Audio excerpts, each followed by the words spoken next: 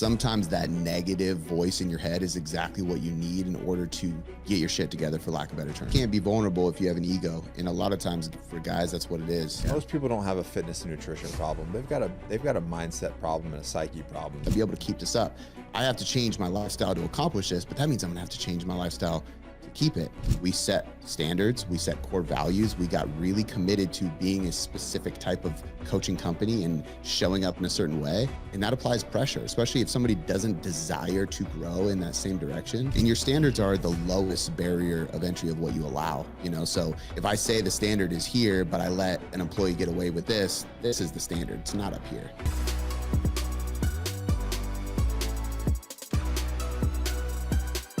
Dude, you had kind of an epiphany, I guess, at the start of this career, right? So kind of when did everything, you know, because I've read a lot about you being 50 pounds overweight, what was that weight, by the way? I'm 5'9", so I think, I mean, that would have been 210 pounds. Then I dropped down, and then I learned how to build muscle, and so then I gained, you know. So your heaviest was 210? Yeah. Yeah? Yeah, with zero muscle. Sloppy, just a slop mess. I hadn't lifted a day in my life. Were you married at the time? No. No? No. So this is before family and everything? Yeah. It's probably not a great way to attract a mate. Polar opposite. That was actually one of the more, I would say, motivating factors for me at the time. Is like I wanted girls to look at me different. I wanted girls more, you know. So yeah, that was huge. I like sharing fat. For me, it was a little bit different. I got nasty and fat after the fact. So I love sharing those photos of me just on the beach, just gut hanging out and everything. I'm like, look at this lazy guy who hated himself. But anyways, when did everything shift for you? What was that breaking moment? Man, you know, I think that it's for me, I was young too. I just grew up the chubby kid. I always grew up a little heavier. And then at the end of high school, had my second knee injury, knee surgery. I've had multiple knee surgeries at this point, and weight just started piling on. I mean, you know, you're in college years. I didn't go to university or anything, but I'm overweight, not in great shape. My knee is thrashed because I rehabbed improperly after surgery. I'm a stoner, just partying, like it's just all bad. And I think for me, it was just kind of being at rock bottom, but in a position where I still had my whole life ahead of me. You know, my older brother had moved out. A bunch of my friends went off to play college ball, and I'm just at home living in my mom's basement, fat, not motivated, have zero plans for a career. My dad sent me to a community college to just do business. He's like, I'll pay for this. You can talk, so you'll be in sales or something. Like, just go do this, you know? And which I ended up later on changing. And I don't know, man. I looked in the mirror. I remember looking at myself and just feeling pathetic. And I think that a lot of people shy away from admitting this, but the reality is that sometimes that negative voice in your head is exactly what you need in order to get your shit together, for lack of better terms. You know? We call that, it was that. Yeah, we call that the mirror check, where you look in the mirror, because you can't lie to yourself. You can try, but you know you're full of shit. Yeah. Yeah. Yeah. And that's where I was at. And I saw myself, and I looked pathetic. I felt pathetic. And I finally was just at a point of being finally ready to see a change, ready for to start my life realistically. I was young, you know. But was there something that happened, like an event that made you wake up one day and go, I'm a loser. I've got to do something. You know what? Like, it literally was looking at myself in the mirror naked, got out of the shower, looked in the mirror, and was just like, what the fuck? And I don't know why. I actually don't know why I had such an epiphany at that moment, because up to this point, I was always the heavy kid in the group. I was always the fat kid in my friend group. You know how dudes are when they grow up, you poke fun. Yeah. You know, that's part of being friends. So I had dealt with shit talking up until that point and some insecurities that I just kept to myself and everything. But I was just tired of it, man. I was just so unbelievably tired of being overweight, being unathletic, skipping certain things that, you know, in the summertime, skipping the lake, skipping the parties like that. And I just had enough.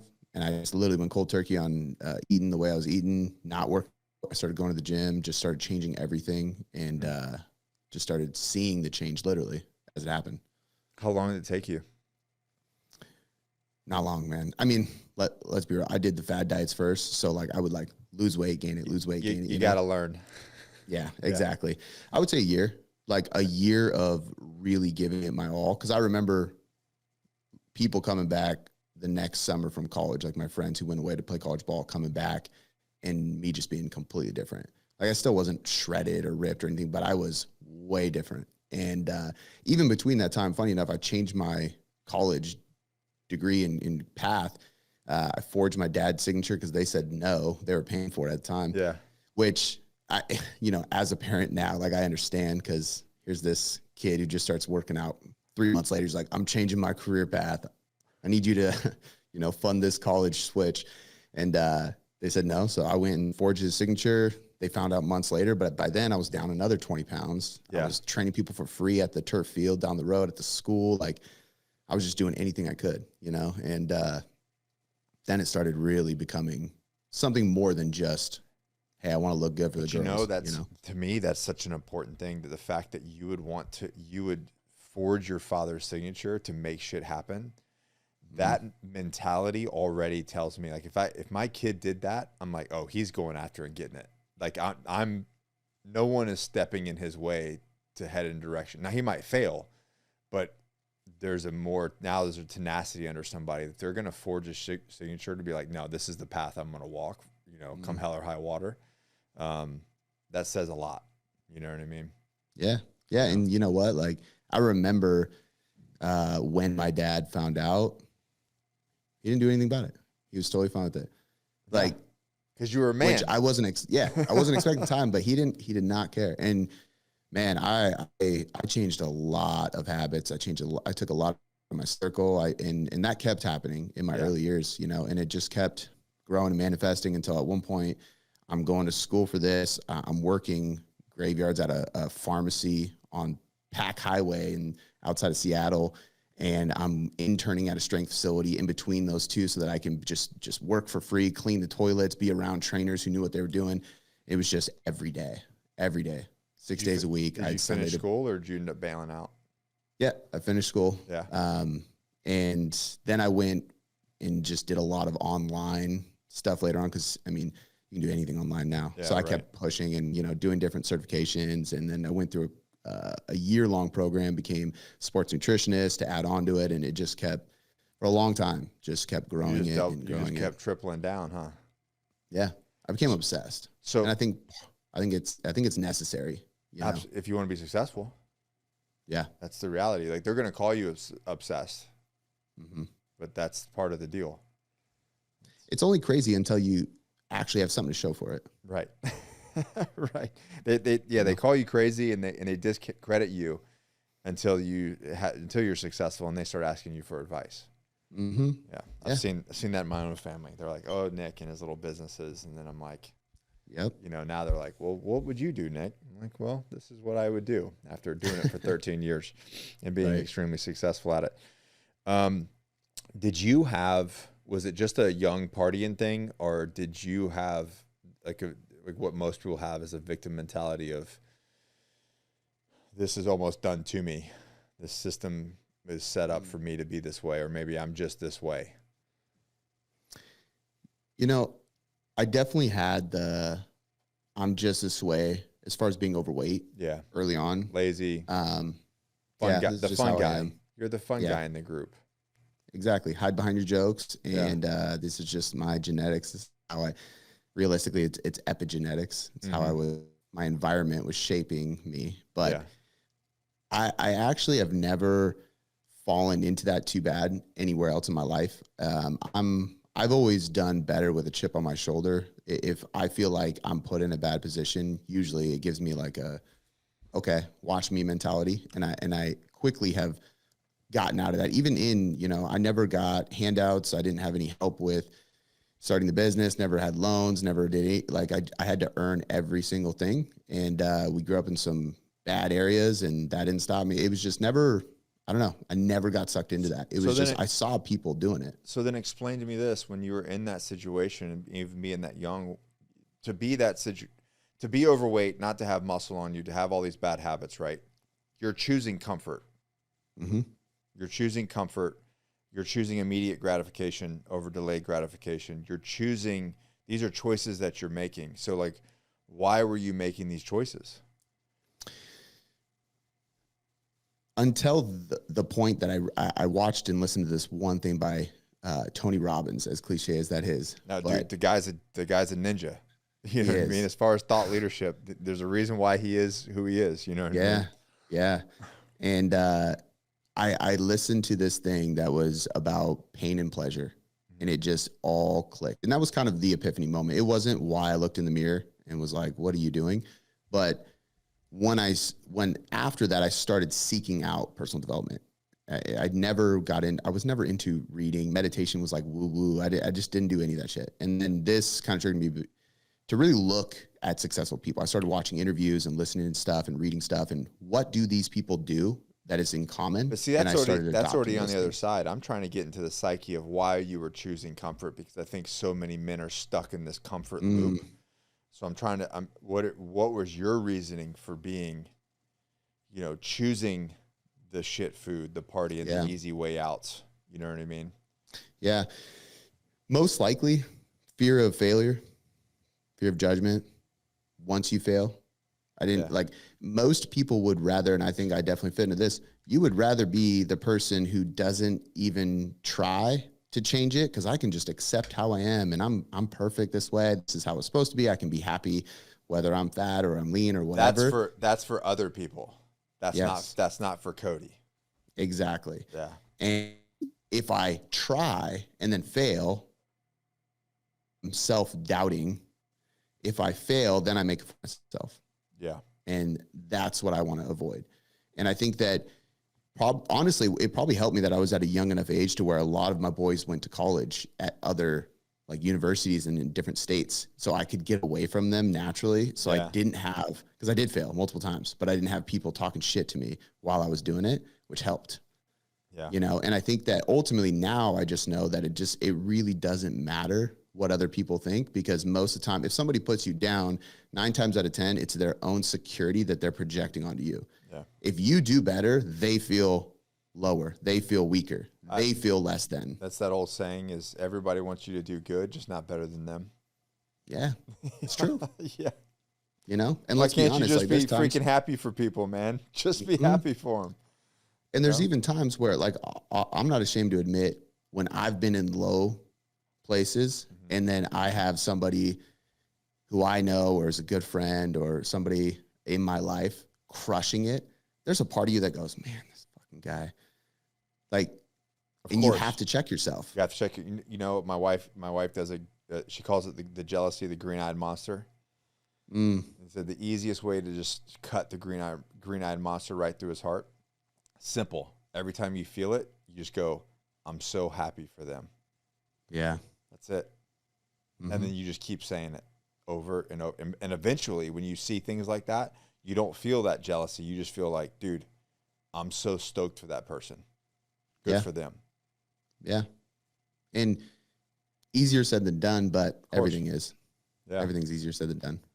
And the reason why I asked that question is because I think that it's like we just did a photo shoot, and one of the guys, Canadian guy, Matt, really smart dude, really successful guy, but he got caught in that comfort trap, right? To where he truly believed, and we said this at the photo shoot, I took a video of him and I showed it to him. I'm like, look at you, dude. This is insane. Like, you're shredded, 45 years old and shredded. And he just looked at the video. He's like, I just can't believe it. He goes, and he said, he was like, I thought when I saw guys like that there was no way that wasn't inside of this body. So he settled. He's like you were talking about, he's like, oh, that's not me. That's a made up thing. That's just not the way that it's a limiting belief to think that you can't, that your body can't achieve that. And every man can. That's the reality. Every man. 100%. Yeah. I think that, ultimately there's a few things here that I feel like really helped me as I went through it. And I think I try my best to help clients I work with think about these things too. One of them is this like comparison trap, which most people get into in a negative way. But if you shift the comparison trap into a gift, it's actually one of the most beneficial things. I started just looking, and even if there's a huge gap between where I'm at and where they're at, and they're where I want to be, I would just really look at that person and try to identify, what do they have that I don't? And very rarely is there anything. And if there is something, the goal isn't actually fit for me. Like if I'm looking at an NBA player, what do they have that I don't? Well, they're 7 foot tall. I'm 5'9". So God didn't make me that tall. So I guess that's out of the picture for me. That's an unrealistic expectation. Right. But when it comes down to like business, marriage, a body, like there's literally nothing different besides hard work and belief. Right. And the second thing with this is the belief factor. And that comes from evidence. So of course, if you're setting goals and not doing anything, if you're committing to things and not doing them, this goes down to the smallest thing. And I had a rude awakening with this, just saying yes to everything, even just simple shit. Like my wife, hey, can you just make sure you grab the garbage on your way out? Yep, I got it. And then I forget because I got ADD and I just, it just right over my head. Yeah. Every time I do that, it just brings down her belief in me. Yep. And my own and myself. So it's just doing what you said you would do, from the littlest thing to the biggest thing. And the more you do that, the more evidence you have that you actually follow through, evidence of follow through over time. That just instills more and more confidence, which is self-belief. So you can apply, like we've talked to women about this all the time. They're like, I just don't have the discipline to diet. I'm like, wait, how many kids have you birthed? 3? Right. You have the self-control and discipline. Trust me, you just haven't applied it over here. Yeah. So looking at, we call it game tape, but like, look at the game tape, find the proof. You can do this. You just haven't used those traits and skills in this arena yet, and we have to carry it over. And then the final thing is that pain and pleasure aspect that really shifted me. And it's just for me, the pain that I was in was great enough to endure the pain of losing weight. The pain of losing weight is meal prep. The pain of losing weight is going to the gym, working hard, getting sleep, skipping the party at the time. All of those things that require discipline, those are a form of pain, right? And I'm avoiding that pain so I can have the pleasure of being lazy, just chilling, eating whatever I want, having no self-control. But that gives me pain of hating my body, avoiding the scale, avoiding pictures, not being confident, not finding a partner that I am really attracted to and want in my life. That pain is far greater. And it's until you look that pain in the eye and compare it to the pain of just doing some work, at that point, you can finally make that shift. Yeah. I like that. I like your brand, Choose Hard. We have a saying, choose hard over easy. You can choose easy now and it's going to be a lot harder later, or you can do the hard shit now and then have easy later. But so many of us put that, because the amygdala in our brain, so many of us put that off, and then we have to pay for it. So what mindset did you have to bury back then? Like which did you have to build to get here? Like, was there something in your identity back then, or in a mindset that you had to like let go of or change or challenge to become the man you are today? Yeah. I think quite a few, to be honest with you. And I think that this is one of the hard parts for a lot of people. Nobody can look at somebody who's 300 pounds and drops 100 plus pounds and say that they're the same person. No, they're not. No. They're completely different. I didn't lose that much weight, but I'm a different person. And sometimes people wait and they're successful and that's fine. But this is also why divorce rate is up when one partner loses a bunch of weight and the other one doesn't. It's a different person. I don't know if you have numbered. How many of those have you had? Clients, quite a few. Yeah, it's actually, it's hard because at times it's sad, but also you're happy for the person at the same time. It's bittersweet. It's hard because we've seen it, and I have one of my coaches actually happened to it, and it's not something you want, right? But it's like they're a different person. Their priorities are completely different. The things they want out of life is completely different. They're not sitting on the couch 8 hours a day watching Netflix, eating bonbons anymore. They want to go live life. And when that other person doesn't rise, it creates that gap effect. And you can either go back to their level or you got to leave them behind. And it's a sad thing. Yeah. I think sometimes naturally as that person becomes the new version of themselves, the old one goes away. But for some people, you have to try to get rid of that old person from day one. Yeah. I know that's what it was for me. It was a moment of going, I don't identify as the guy who is the chubby, funny guy. I don't identify as the unathletic guy anymore. I don't identify as somebody who isn't self-motivated, who doesn't have a vision for their life. I'm not going to identify as the person who eats like shit, right? I'm done identifying as that. And I just rewrote that slowly but surely. This is why affirmations and journaling are super important. You just every single day. You said it earlier. You just repeat the same thing over and over. Yeah.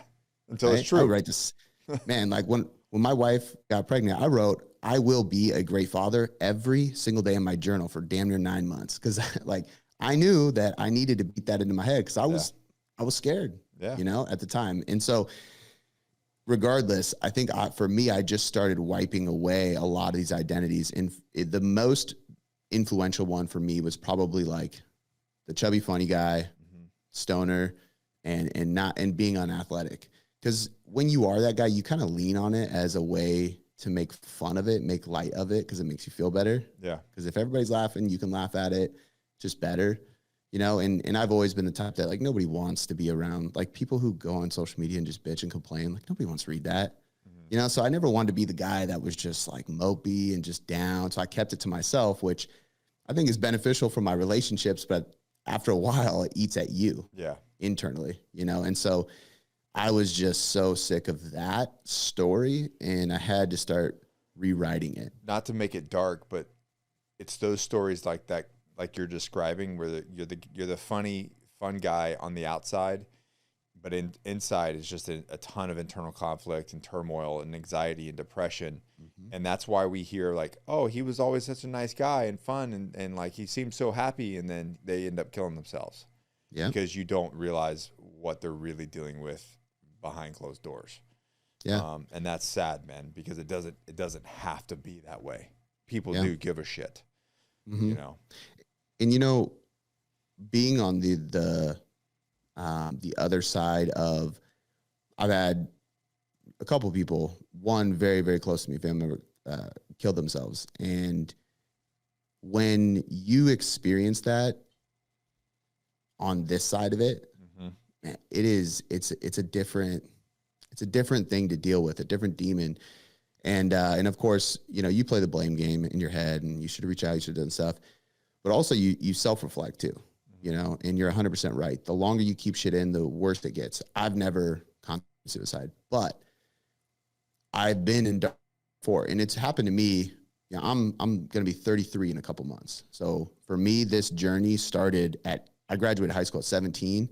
And at 18, decided I was going to start making a change. And I literally, before the time I was 19, I was already mid weight loss journey, changed my degree, was going to apply for these internships. I was all in. So this is all I've done for 14 years now. Yeah. And so I had that during my fitness career, you know, during my fitness journey. And then I went and competed in bodybuilding. And that was a whole nother journey. And I learned a lot from it, grew from it. And then I started a business and a family. And most people will do this at some point. You chase money and you chase material things. And I went through a dark period with that too, because I had certain people in my life say certain things to me as if everything was okay. And, you know, it can be a dark, lonely place when you're an entrepreneur, you know? And so I got to that place as well. And luckily overcame that. And it's crazy when you think about it, because no matter what, if you just keep all that shit inside, it never solves itself.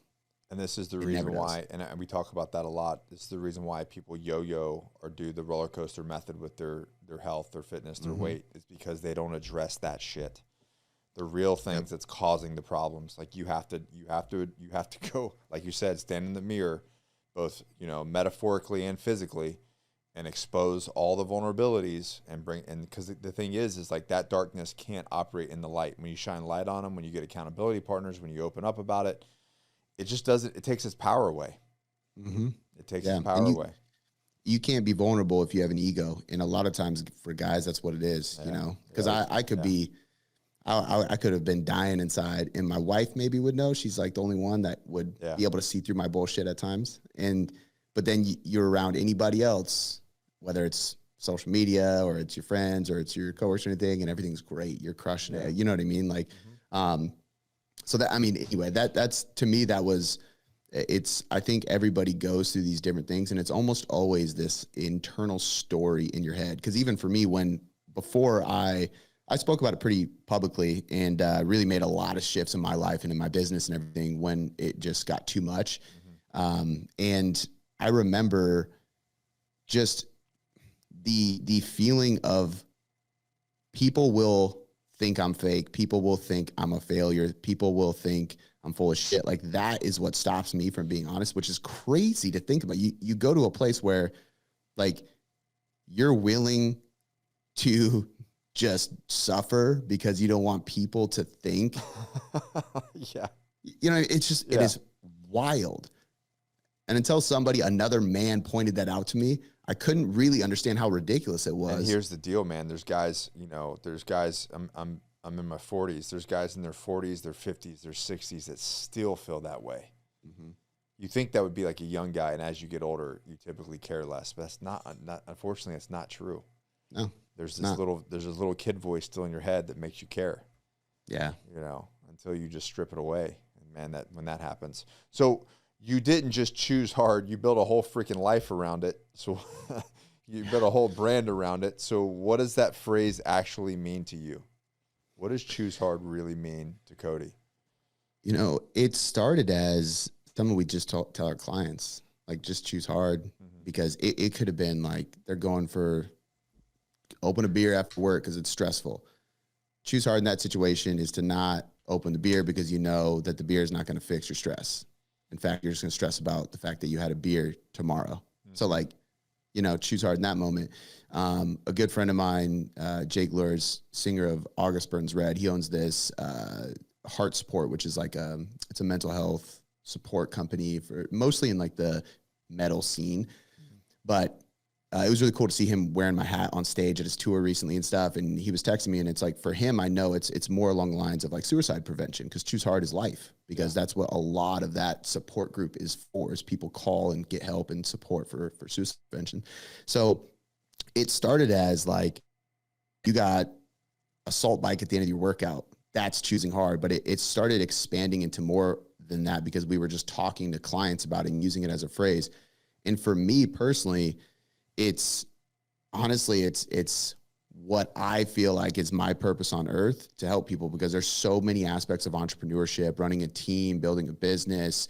I'm in Washington State. This state is terrible on a long list of reasons. And I tried to leave multiple times. We don't have enough time to get into Washington State and talk about the problems going on up there. No. It's bad. Yeah.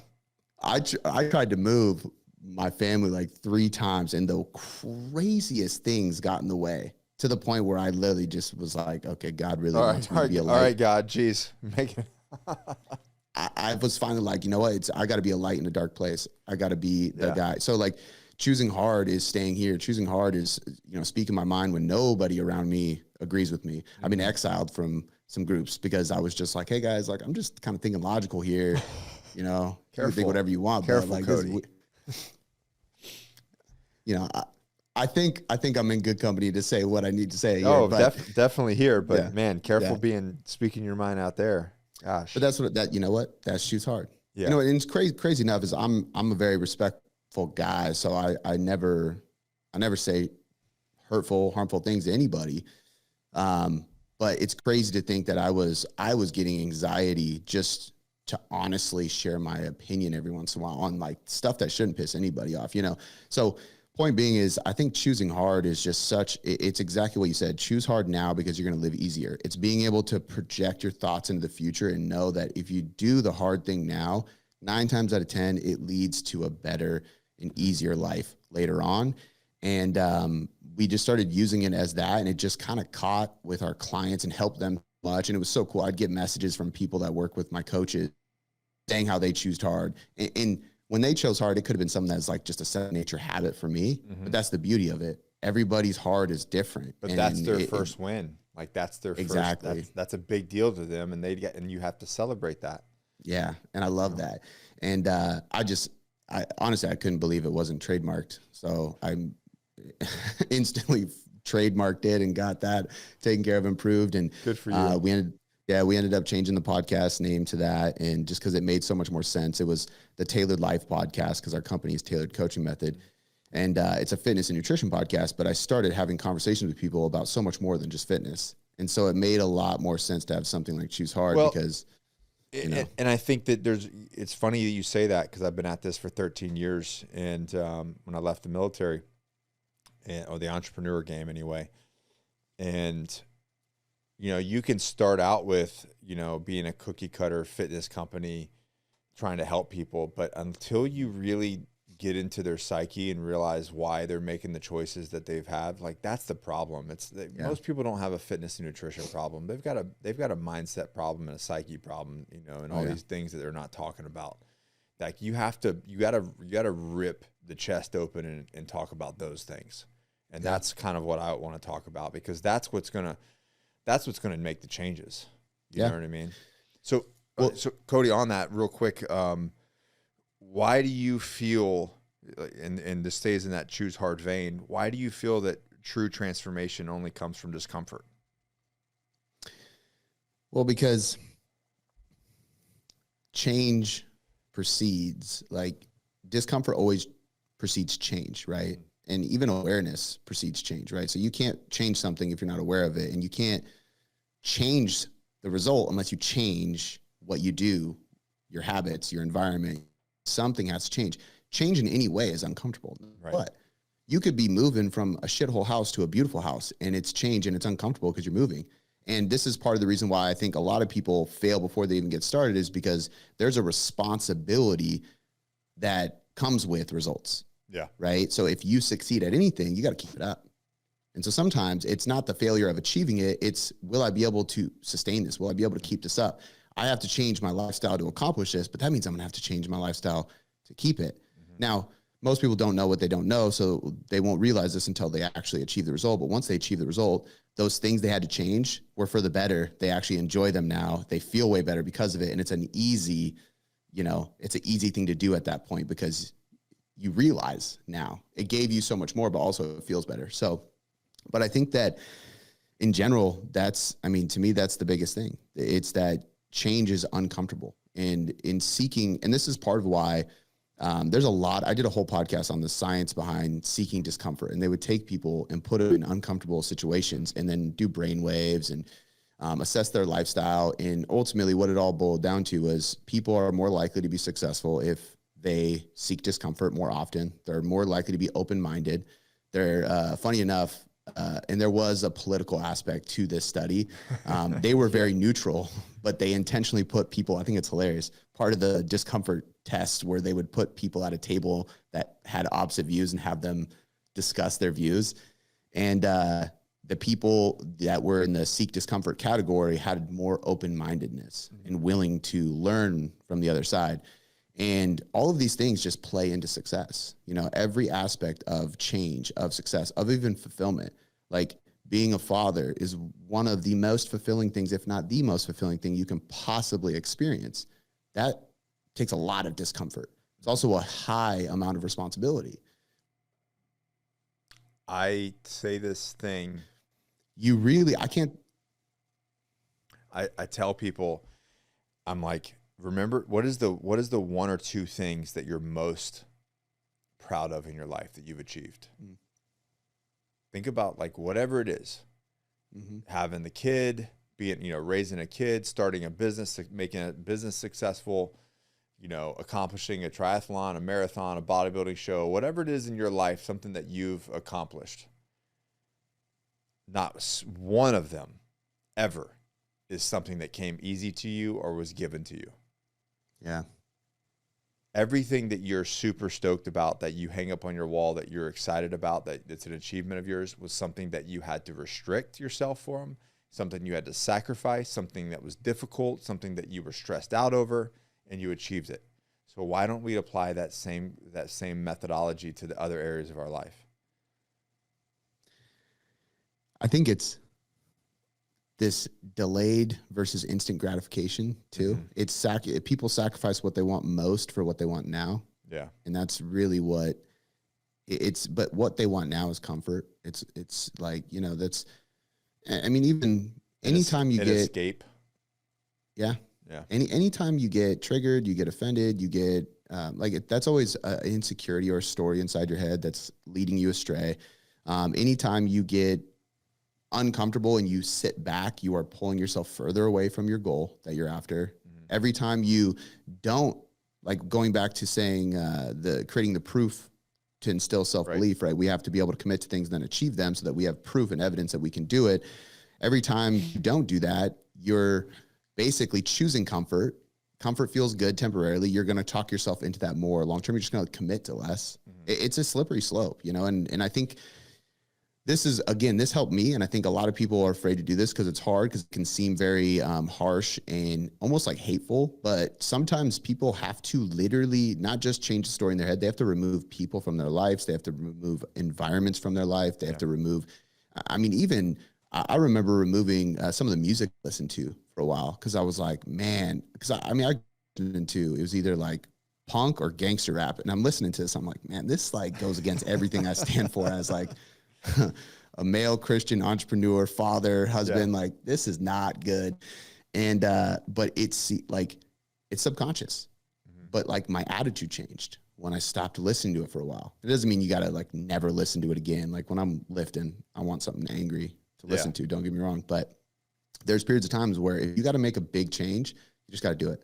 That's uncomfortable. So speaking of big changes and choosing hard, I had and I've seen this through some of my friends, myself and two of my friends, you know, talking with Nick Bear, talking with Jason Khalife.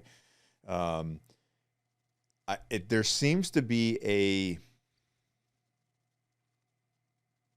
I want to word this the right way, like a wave of men being either coming to faith or being more open with faith. And it seems to be like they're almost, and maybe it's an age group thing. Maybe it's just the guys that I'm you know, we're getting to a certain age. We're transitioning to a different bracket in our life, but you're 10 years younger than me. You talk openly about being a man of God. How did that show up?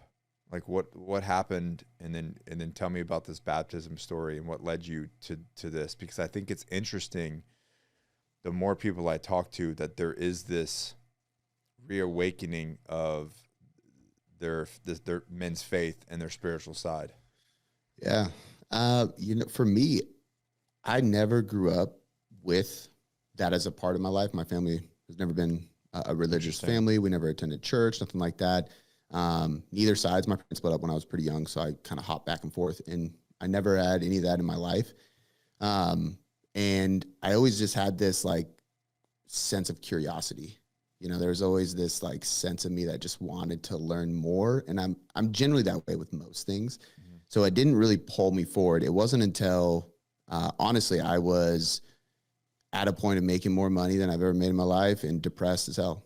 Like I just like, I mean, to be put it bluntly, you know, I there was even like a moment where it just like, it hit me even harder. I bought what was my quote unquote dream car that I put on my vision board when I was really young. And I bought it for my wife as a gift. And it was like the coolest thing. It was brand new Range Rover, all black, sick. Love it. Like matte black primer. It was really cool. Matched my truck that was all wrapped in matte black. And I remember just how empty it felt to like check that box, and how I didn't have many people to share it with. And like a lot of my relationships were very transactional. And it was just this, I don't know, man, it was just this empty feeling of like, okay, I kept checking these boxes, but now what, you know? And somebody later told me I had a God-sized hole in my heart. And I think that's where a lot of people get to. They get to this place where they don't know how to fill this void or this hole. And I finally dropped my ego and I reached out to a buddy of mine and was like, dude, I need a dude to talk to. Like, I just hate everything right now. I'm just not feeling good. I don't know what to do. I don't know how to show up as the man I need to be at home. I don't even care about some of the stuff in the business. Like, it's just, that's not me. I've always been a highly motivated, very positive person. I'm the guy that's like annoying that I find a positive inside of the worst situation, you know? And my wife's like, come on, like, just like be mad for a sec. And, but it was just, you're like, no, this is good. This is hard. Yeah. This is going to be growth. Yeah, exactly. Exactly. And so he said to me, he was like, yo, I'm going to Dallas for this like men's entrepreneur retreat is what he told me it was. Cause we hadn't spoken about anything like religious at that point. Okay. I mean, again, we're in Washington State. We don't, people don't talk about that stuff very much. And he was a client of mine who ended up becoming a really, really good friend of mine. And so he told me about this and I was like, all right, well, it would be good for me to just get away for a weekend, when is it? And he's like, next weekend. I was like, bro, there's no way my wife's going to clear me to just leave her with my daughter and just go on the whim. She's a planner that'll, no. And then I throw a whole wrench and everything. Yeah. Yeah. And so I got home and I literally just like kind of silently mentioned it to see what she would say. And she looked at me and I'll never forget. She just looked at me and for a good couple seconds was like, you need to go. I think it'll be good for you. And I was just, okay. So booked the trip, ended up next thing I know, I'm at Steve Weatherford's house. I had no idea about what this all entails, Right into the fire. Oh yeah. Yeah. I had it was like on the plane. He's like, oh yeah, by the way, it's pretty Christian based, just let you know. And so he knew like I believed in God, but I wasn't practicing my faith. I wasn't reading the Bible. I wasn't like really in it. I wasn't teaching my daughter about it. And so I went and it was really life-changing. And one of the most life-changing parts about it was going to the church for a men's group called Mighty Men. And it was ran by an ex-Navy SEAL named Garrett Unkelbach. And I just there was 300 guys in a room on a Saturday at 7 a.m. We start the sermon with push-ups. I'm just kind of like confused, first of all. I haven't been to church in a decade. But and this ain't thinking, it. Yeah. This is not what I'm used to. And so then I ended up hiring Garrett to be a mentor, really. Yeah. And coach with him. And it shifted a lot in me over time. And I started really figuring out more about personal identity, standards, my core values, what I put on a piece of paper does not matter whatsoever if I don't show up and live that way, how I was leading my family. And it's wild. The most profound thing is to see the shift in my wife and in my daughter and how strong their faith is and how strong their confidence is and how blessed our life is now compared to then. Not a single dollar sign has changed. Right. What has changed is how I showed up as a man. And people don't like to hear that, but at the end of the day, we are leaders in our households, and it's so profound, I mean, it's biblical, one could say. It is. I posted something a few days ago, said at some point the path, and this is exactly what you're talking about, at some point the path forward won't be found in discipline, hustle, or effort. It will be found in faith. And you get to that point to where it's like I've done and don't get me wrong, all those things are also required.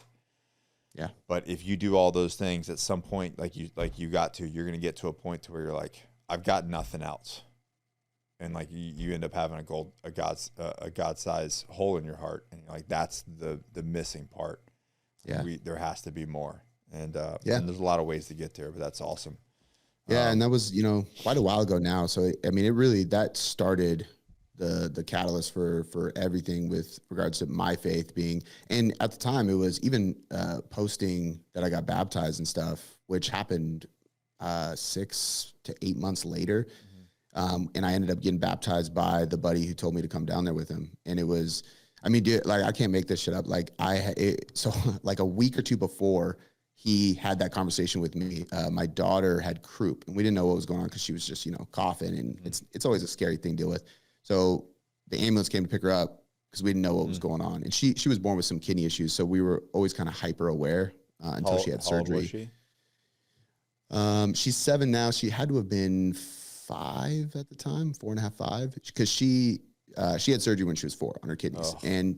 But anytime anything happens, we're like, okay, let's be, careful. And anyway, the ambulance picks up. So I'm following the ambulance, and we're in Tacoma, downtown in the city. There's no forest, or like, we're not in the middle of nowhere. And we're driving, and I see this.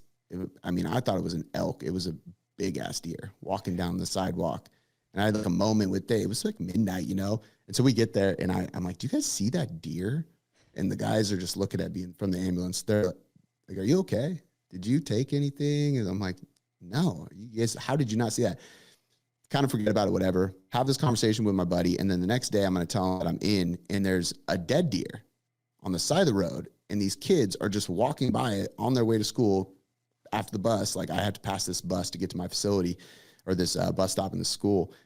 And I'm just thinking, like, how are you, like, casually, these kids aren't even looking at the deer. It was just this weird moment. And that's, to me, it was like the greatest symbol of, you know, the old me dying and the new me about to be reborn. And then I go on this trip, and everything has just changed since then, you know. And it's at the time, people weren't really openly talking about that. It definitely has spurred a lot more. And so my assumption is there's a lot of men that were having the same revelation around the same time I did. And you don't just go to something like that and then the next day start like posting about Jesus on your, you know what I mean? No. You're trying to figure things out, and you got to be cautious, especially when you run a business and you're responsible for people. And I think now we realize more people are on the same page as us than we knew. But it's a journey, though. It's still a journey. Yeah, and it's going to continue to be. You know, I'm still on that journey. But how has that helped you in your house? Like, you talk about, you know, I'm going to be a great father. You wrote that over and over and over and over. How much has this changed your household, and then kind of trickling down to business?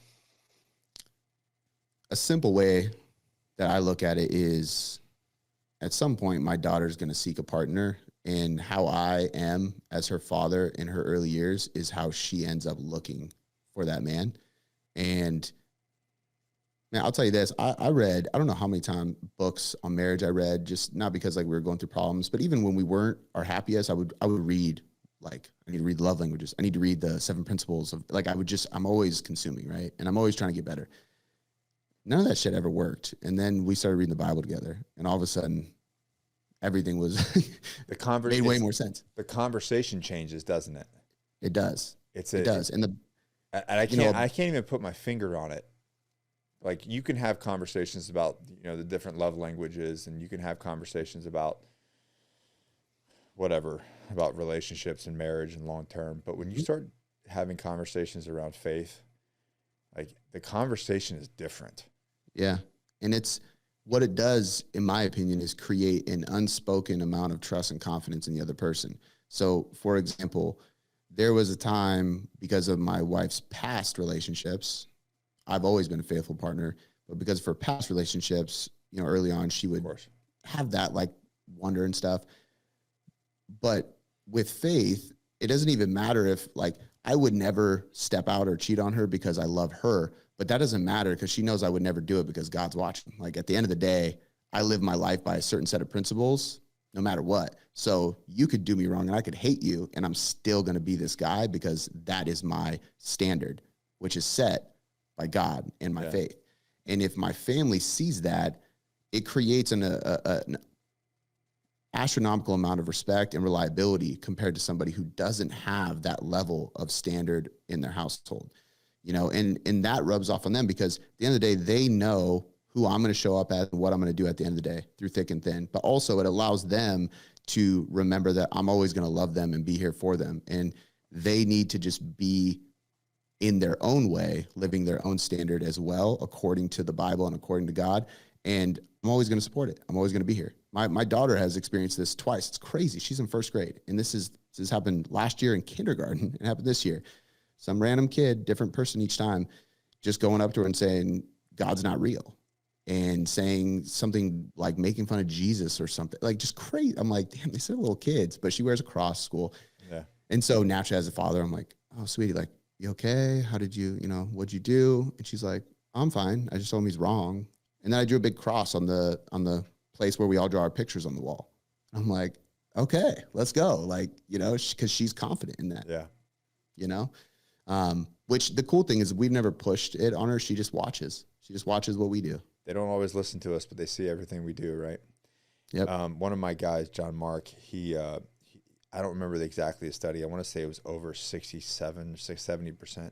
He pulled a study and posted it in our group saying that the marriages, like the men and women that pray together, the astronomical difference of divorce rates in that subsect of people is crazy. I've seen that. You saw it?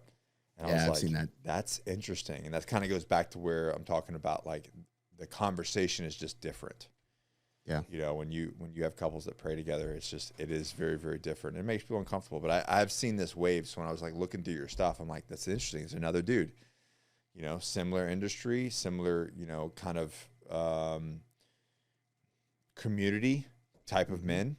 Yeah. And we're all saying the same thing. You know what I mean? Like, yeah. So I think there's a trend, not a trend, but I think that there's a wave based off of what we've came out of the last maybe 10 years. Yeah. I just think there's a shift coming, and it's a good one. It is a good one.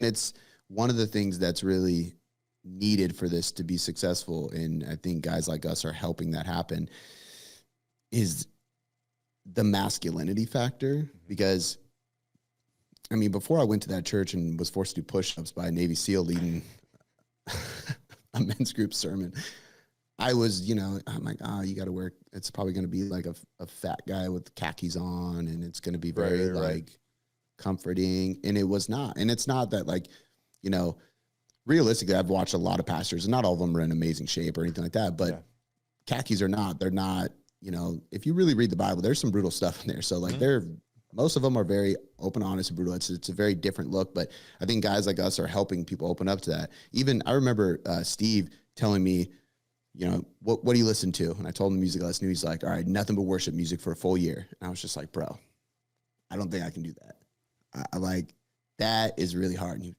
Cody, just do it. Trust me. And so I didn't do it, but I did shift a lot. I did shift a lot of my music. Yeah. And I started, you know, discovering some like Christian rap and just different stuff like that. And then I did start listening to worship music in the background while I'm working. And I started kind of subtly putting it in the background while we're cooking dinner together or anything like that. Now I come home and it's already on. Yeah. And you can see that, like, it shifts. Like, we got Forrest Frank playing in there all the time because my daughter loves it. How strange is obviously music, you know, being a creator myself, you know, being involved with media and film and storytelling, and, you know, I went to film school and at post-military.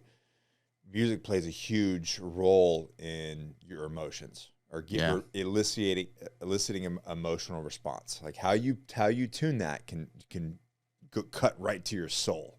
And if you think about it, think about any time that if somebody's listening to this, anytime you listen to, like, see an Instagram reel and it catches you and you start tearing up, or you feel it in your chest, there's always a music being played, and it's orchestrated that way to get that.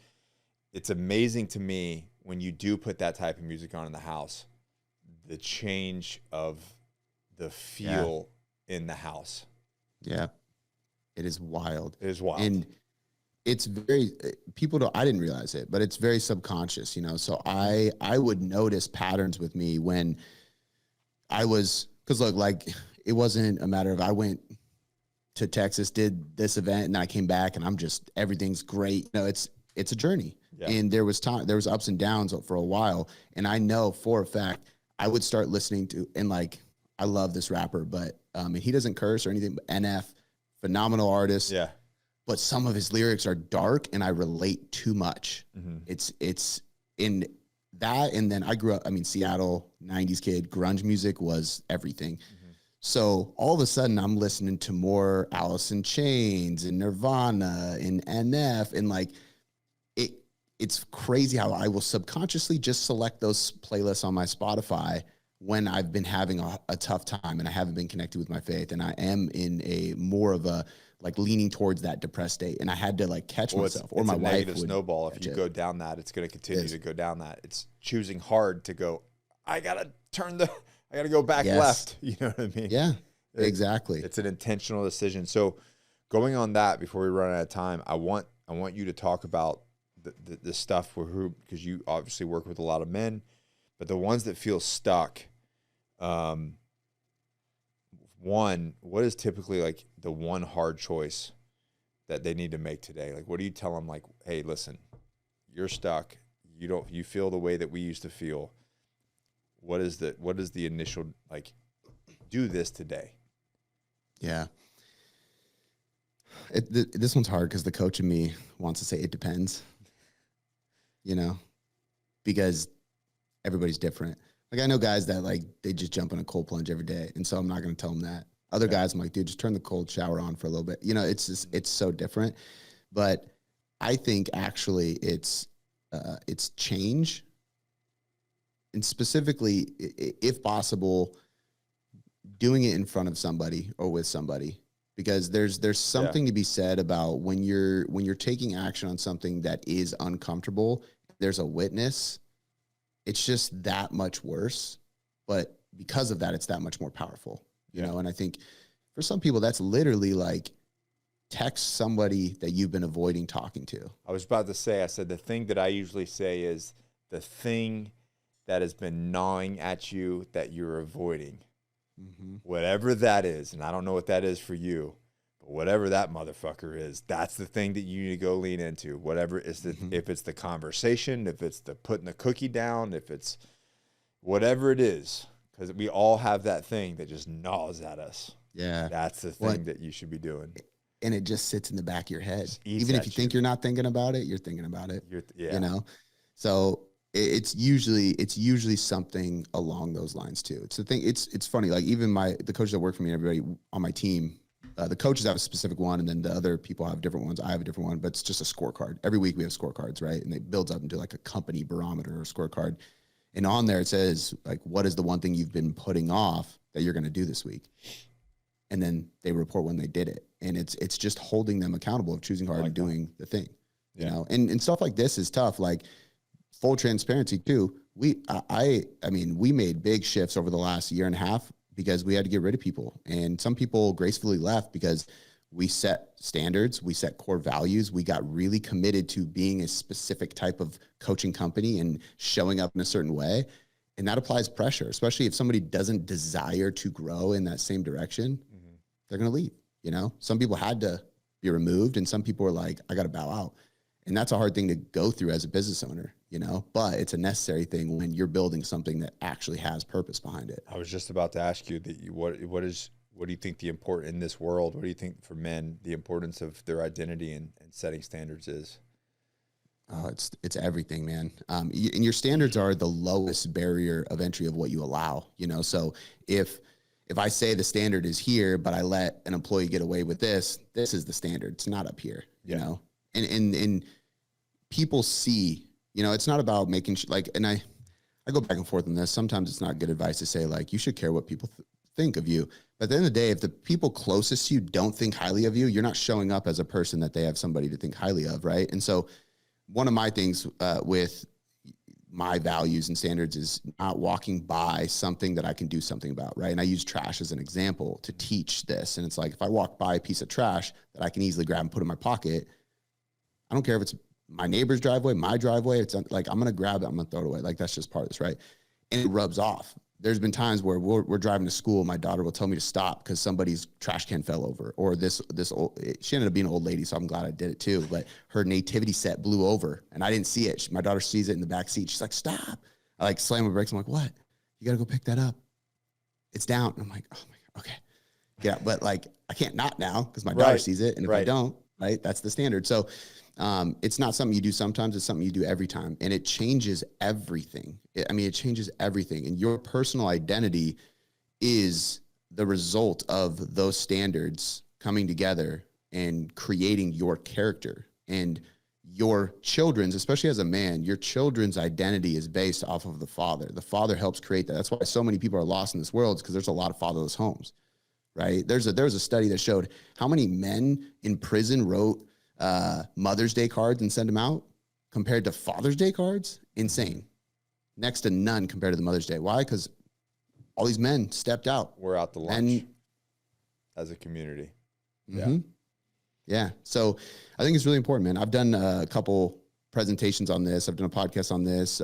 It's been something that I've talked about, and it's really made people open their, like, kind of looked twice and asked me questions, because I take a very serious approach to it. But I think personal identity and standards is one of the most important things. You can steal this. So me being from a military background, you know, in the military we have what's called rules of engagement, ROEs.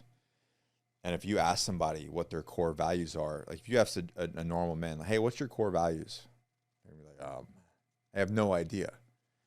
And that's because, and that what that is those are your standards. And what I've taught here is a man's core values is his rules of engagement for life. Yeah. And if you don't know what those are, then what is your decision-making process for life? Yes. Like, you have to establish your core values, and those turn into your rules of engagement. Those are how you make decisions, how you say yes and no, how you lead your life is based off those things. And if you don't even know what those are, that's no wonder you're living life just all over the place and playing Groundhog's Day. Yeah. You know, it's so true. I never served, and but I've just learned so much from people who have served in the military, the Navy. Some of my favorite clients and friends are law enforcement officers. Like, there's a lot that goes into, especially the high levels of military, man, that the systems and the structure that create those kind of guys need to be taught to everyday men, because it helps so much. And this is coming from somebody who has never served. But what you did was you went from having a fixed mindset to a growth mindset, and you've kept that, and that's the reason why you've achieved all of the success that you have, both you know, monetarily, but also indirectly and spiritually, and things that don't have a monetary attachment that you can't pay for. Yeah, you can't pay for it. Like, you can't buy a great relationship with your wife. It doesn't work. That takes being vulnerable and work. Yeah. You know, and sometimes it's hard, but you got to choose it. You got to choose it. Right. What do you want? You got to choose hard. That's right. Ladies and gentlemen, Cody McBroom, man, you're awesome, dude. And you have a podcast, Choose Hard podcast. Your tailored coaching method is your coaching business, crushing it. And then this guy puts out some amazing content, Cody Boom Boom, right? That's that is the classic nickname. Just Cody McBroom on Instagram and everywhere else. It used to be Cody Boom Boom. That's a nickname that stuck with me for many years. Back in high school. I like Boom Boom. But Cody McBroom, dude, I appreciate you being another voice, especially where you live, but being another voice on the internet that's saying all of these, that's talking about these standards, talking about faith, getting men in shape, making them take responsibility and being a leader in their life, man. Like, we need more of us to turn this ship around, man. So I appreciate you coming on, man. Go find this dude. He's awesome. He can change your life. Thank you, brother. Hey guys, thanks for watching. I really appreciate that. Remember to like it. Remember to drop me a comment. I want to respond to it. I'm actually the one responding to the comments. And if you like this video, you're going to absolutely love this one right here.